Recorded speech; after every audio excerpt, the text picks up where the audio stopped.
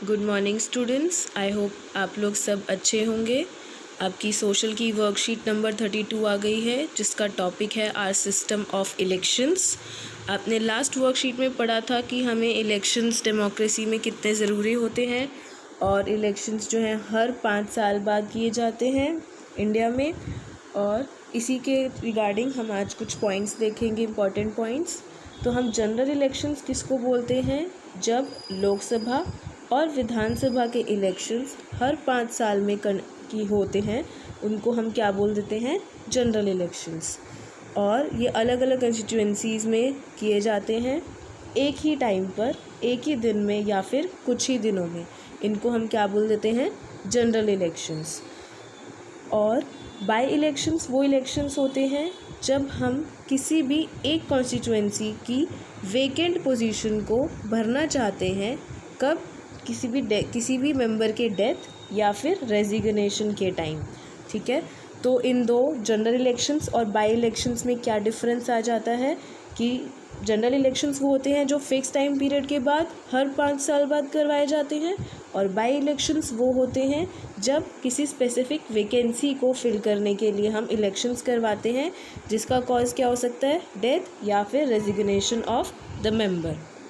ठीक है, इसी तरह हम और भी पॉइंट्स देखेंगे कि इलेक्टोरल कॉन्स्टिट्यूएंसीज क्या होती हैं। इलेक्टोरल कॉन्स्टिट्यूएंसीज का मतलब है कि जब हमें इलेक्शंस करवाने हैं, अब हर जगह के इलेक्शंस होंगे, हर एरिया में इलेक्शंस होंगे, तभी तो वो इस एरिया का रिप्रेजेंटेटिव चुना जाएगा वोटर्स के द्वारा।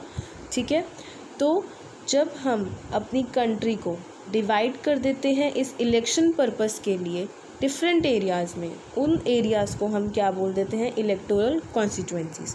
अब फिर वहाँ पर जो वोटर्स रहते हैं, ठीक है, वो क्या करते हैं? वो अपने रिप्रेजेंटेटिव को इलेक्ट करते हैं, और उस इलेक्टेड रिप्रेजेंटेटिव के स्पेसिफिकली के अकॉर्डिंग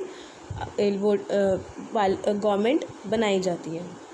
ठीक है, जो हमारे रिप्रेजेंटेटिव होते हैं, अगर वो लोकसभा कॉन्स्टिट्यूएंसी से इलेक्ट होके आते हैं तो उनको हम मेंबर ऑफ पार्लियामेंट कहते हैं, और अगर वो स्टेट असेंबली से इलेक्ट होकर आते हैं तो वो कहलाते हैं मेंबर ऑफ लेजिस्लेटिव असेंबली, यानी एमएलए। ठीक है, तो इन दोनों में आपका क्या डिफरेंस आ जाता है? MP member of parliament and MLA member of legislative assembly. अब इसी तरह जब इलेक्टोरल कॉन्स्टिट्यूएंसीज की तरह जब हम पंचायत और म्यूनिसिपल एरियाज़ को डिवाइड कर देते हैं, उनको हम क्या बोल देते हैं? वार्ड्स। ठीक है, और इन्हीं वार्ड्स को हम सीट्स की तरह गिनते हैं। जब रिजर्व्ड कंस्टिट्यूएंसीज वो होती हैं जब हम किसी वीकर सेक्शन को एक स्पेशल चांस देते हैं, किसके लिए? पार्लियामेंट और असेंबलीज़ में डिसीजन लेने के लिए, तब रिप्रेजेंटेटिव की तरह खड़ा होकर वोट मांगने के लिए, तब हम उसको बोलते हैं रिज़र्व कंस्टिट्यूएंसीज़। अब ये जो रिज़र्व कंस्टिट्यूएंसीज़ होती हैं किन लोगों के लिए हो सकती हैं? जैसे कि शेड्यूल कास्ट, शेड्यूल कास्ट, इसलिए इनको हम क्या बोल देते हैं? रिज़र्व कंस्टिट्यूएंसीज़। नेक्स्ट आपके पॉइंट्स आते हैं voters list, nomination of candidates and polling and counting of votes.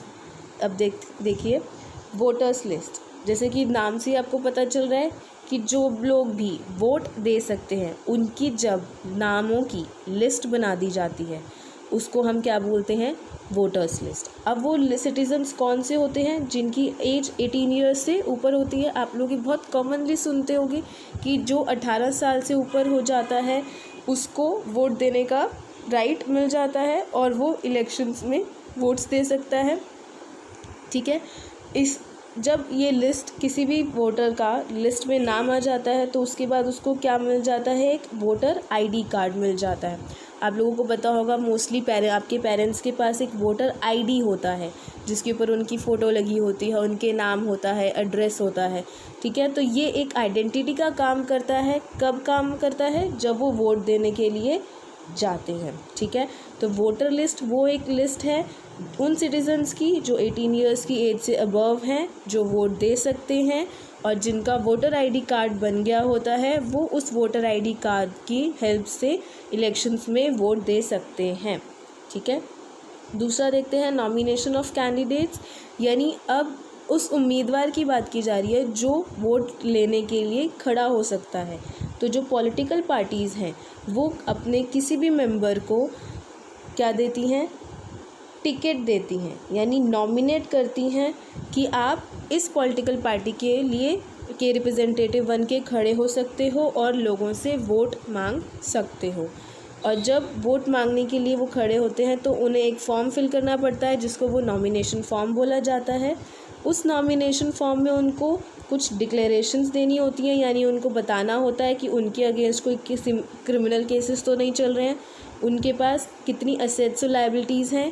Assets and liabilities से मतलब है कि उनके पास कितने पैसे हैं, कितनी प्रॉपर्टीज़ हैं, या फिर उनको कितने पैसे किसी को किसी की उधारी देनी है, और उनकी एजुकेशनल क्वालिफ़िकेशंस जैसी चीज़ें सारी उनसे डिक्लेयर करवाई जाती हैं, उन्हें बतानी होती हैं उस नॉमिनेशन फॉर्म में, और फिर उस नॉमिनेशन ऑफ कैंडिडेट को कंप्लीट माना जाता है। ठीक है, अब दूसरा पॉइंट आ जाता है polling and counting of votes. अब इलेक्शंस हो गए, पोलिंग हो गई। पोलिंग मीन्स जिस दिन वोटर्स अपना वोट दे के आ जाते हैं किसको, फेवरेट कैंडिडेट को पोलिंग बूथ पर, उसको हम क्या बोल देते हैं, पोलिंग। अब जब पोलिंग हो जाती है तो ईवीएम मशीन को सील कर दिया जाता है जिन पे वो वोटिंग की जाती है, और उसको एक सही जगह पर रख दिया जाता है, और फिर कुछ दिन बाद एक फ़िक्स्ड डेट पर उसे ओपन करके उसके वोट्स को काउंट किया जाता है। ठीक है, जब वो काउंटिंग कंप्लीट हो जाती है तो आपको पता है जो हाईएस्ट नंबर ऑफ़ वोट्स जिसको मिलते हैं उसको हम क्या डिक्लेयर कर देते हैं कि वो उस कॉन्स्टिट्यूएंसी से जीत गया है और वो उस कॉन्स्टिट्यूएंसी का इलेक्टेड मेंबर है। तो आई होप आपको ये सारे पॉइंट्स समझ में आ गए होंगे। ठीक है, और आप ये सारे क्वेश्चंस कर पाओगे। Thank you.